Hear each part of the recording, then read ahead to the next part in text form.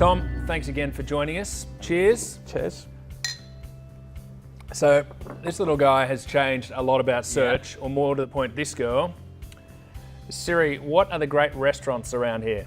Okay, here's what I found. Okay, so that's interesting. I've just done that one, and here it's come up with McDonald's as one of the first ones. Tell us a little bit about Siri and voice search and what it means for search in general. Yeah, so I think with voice search, when you describe the query, it's a lot longer than your typical search. What that means for marketers is that we've got to, your content on your page is going to become more conversational, where typically it can be quite rigid.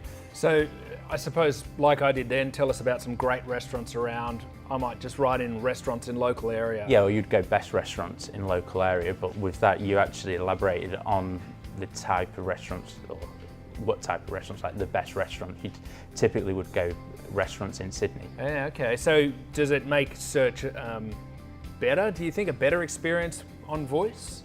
I personally think if you're going to search, I would prefer to type, but we know that voice search is rising. So we've got, as marketers, we've got to optimize towards that, and we've got to make the content on web pages and in apps, wherever, relevant, and that's got to cater for those more structured questions that you're going to ask your phone.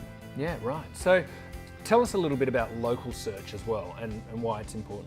So local search for me is super important if you're on your mobile, because typically you're going to be searching for something in your vicinity, or that's happened to you. Just like I did then, I suppose. Yeah, so local search for SEO is highly important, because you're at the top of the page. So if you want to get the click-through rates, you need to be there. Tell us a little bit about social and its relationship with SEO and search. So for me, SEO and social do go hand in hand, and there is an indirect benefit with social. So when you're amplifying your content that you want people to notice, you would use social to increase the amount of eyeballs that get onto a piece of content, because the rationale being that if more people see that piece of content, there's a high propensity that they're going to link to that or share that with their other friends. Therefore, you get more traction. Right, nice. Okay, so we are now on to our surprise question from Talina. Okay.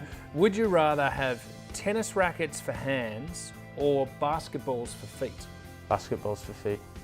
Why is that? Because you can bounce higher. It's a valid reason. Nice one, cheers. Thanks for joining us. No worries.